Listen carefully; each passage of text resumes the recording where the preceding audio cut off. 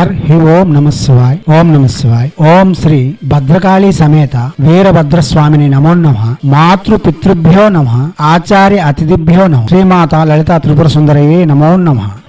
శివశక్తి స్వరూపులారా, మనం చాలా మంత్రయోగాలు తంత్రయోగాలు చెప్పుకుంటూ వస్తున్నాం. దానిలో భాగంగా అతి సౌమ్యదాయకమైన శక్తివంతమైన సుబ్రహ్మణ్యేశ్వర స్వామి యొక్క మంత్ర సాధన గురించి చెప్పుకుందాం. ఆమ్నయ మందారం అనే గ్రంథం నుండి ఈ మంత్రమును సేకరించబడినది. ఈ మంత్రం చేయడం వలన శీఘ్ర వివాహము, సత్సంతానము, ధనధాన్య ఐశ్వర్య అభివృద్ధి కలగజేస్తాడు సుబ్రహ్మణ్యుడు. సుబ్రహ్మణ్య స్వామి అంటే అందరికీ సుప్రతమైన భగవానుడు. ఆరంభంలో గణపతికి పూజించడం ఎంత విధియో అంటే ఆచారములలో తప్పనిసరియో అదే ప్రకారంగా ఏ పూజ అయినా సరే ముగిసేటప్పుడు సుబ్రహ్మణ్య స్వామిని ప్రార్థించడం అంతే అవసరం. సుబ్రహ్మణ్యుడు 14 లోకాలకు అందగాడనియు, భూలోకమునకు మన్మధుడు 14 లోకములకు అందగాడు సుబ్రహ్మణ్యుడని ఇంతకు ముందు చాలా ప్రసంగాల్లో చెప్పి ఉన్నాం. తారకాసురుని యొక్క సంహారమునకు శివుని యొక్క బీజముతో సముద్భవించిన సన్ముఖుడు మహాశక్తివంతుడు, తేజోమంతుడు. తమిళనాడులోని మరల దక్షిణ భారతదేశంలో ఎక్కువగా పూజలు అందుకుంటున్న ఏకైక భగవానుడు సుబ్రహ్మణ్య స్వామి. మన దేశంలోనే కాదు, మలేషియా లాంటి దేశంలో కూడా సుబ్రహ్మణ్య స్వామి యొక్క క్షేత్రంలో ఉన్నాయి. విధిగా ఆరాధన చేస్తూ ఉంటారు. ఈ సుబ్రహ్మణ్య స్వామి యొక్క ఆరాధనలు చాలా ఘోరంగాను చిత్ర విచిత్రములుగాను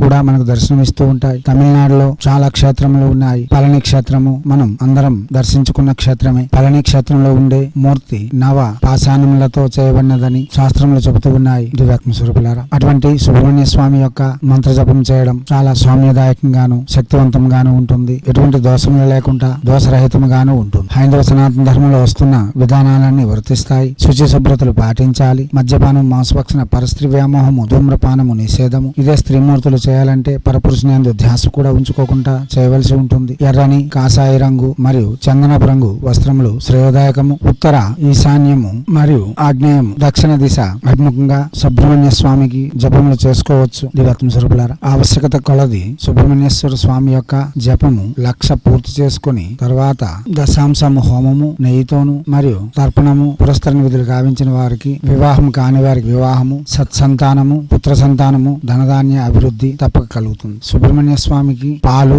తేనె, పంచదారతో నువ్వులను వినియోగిస్తూ ప్రసాదం నివేదన చేస్తూ పురస్కరణ విధులు గావించుకునేలా సకలము సిద్ధింప చేసుకోగలం. కాగా సుబ్రహ్మణ్య స్వామి అని పేరు పెడితేనే చాలు రాక్షస లోకం దద్దరిల్లుతుంది. అటువంటి మహాసేనాని, దేవసేనాని శ్రీ సుబ్రహ్మణ్యేశ్వర స్వామి. దివ్యాత్మ స్వరూపులారా, ముందుగా శ్రీ సుబ్రహ్మణ్యేశ్వర స్వామి యొక్క ధ్యానం. ఓం కనకమండల మండితాం సన్ముఖాం వనజరాజ విరాజితాలోచనాం నిశిత శాస్త్ర సరాసనాదారిణాం సర్వనోద్భవ మీససుతం భజే. కనక మండపమున విరాజితుడై మన్మధుని పోలిన కనులతో విరాజిల్లుతూ శూలమును ధరించి సర్వనోద్భవుడైన శివుని యొక్క కుమారుడైన శ్రీ సుబ్రహ్మణ్య స్వామిని ధ్యానిస్తూ ఉన్నాను. ఇలా ధ్యానించిన తర్వాత మనం ఈ మంత్రం దేనికోసం చేస్తున్నాం అన్నది వినియోగంగా చెప్పుకోవాలి. ఇప్పుడు వినియోగము. ఓం అస్య శ్రీ సుబ్రహ్మణ్య మంత్రస్య అగస్తో భగవాన్ ఋషి అనుష్ఠుప్ ఛందః శ్రీ సుబ్రహ్మణ్యేశ్వరో దేవత ఓం బీజం సంసఖి శరవణ భవ ఇది కీలకం మమ అవిష్ట సిద్ధ్యర్థే జపే వినియోగః.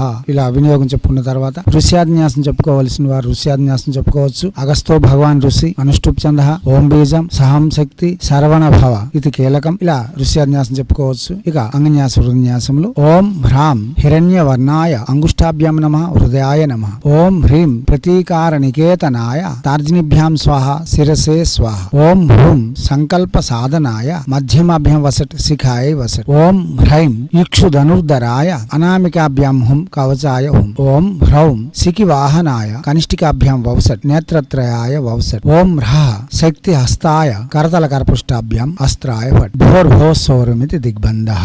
ఇలా అంగన్యాస హృన్యాసం చెప్పుకున్న తర్వాత ప్రత్యక్షంగా మంత్రమును జపం చేసుకోవచ్చు. ఈ మంత్రము ఎవరి ద్వారా మీరు పొంది ఉన్నారో ఆ గురువుని ధ్యానించి ముందు ఇష్టదేవతారాధన, కులదేవతారాధన పూర్తి చేసుకుని గ్రామ దేవతకు దర్శనం చేస్తూ, శివాలయంలో దర్శనం చేస్తూ, అభిషేకములు చేస్తూ, శివుని ఏడ భక్తి కలిగి ఉండి ఈ మంత్ర జపం చేయడం వలన అతి శీఘ్రవంతమైన ప్రభావవంతమైన ఫలితములు తప్పక పొందగలం. ఇప్పుడు శ్రీ సుబ్రహ్మణ్యేశ్వర స్వామి యొక్క మహామంత్రము. మంత్రము ఓం శ్రీం హ్రీం క్లీం సం శరవణ భవాయ స్వాహ. మంత్రం మరోసారి. ఓం శ్రీం హ్రీం క్లీం సం శరవణ భవాయ స్వాహ. మంత్రం మరోసారి. ఓం శ్రీం హ్రీం క్లీం సం శరవణ భవాయ స్వాహ.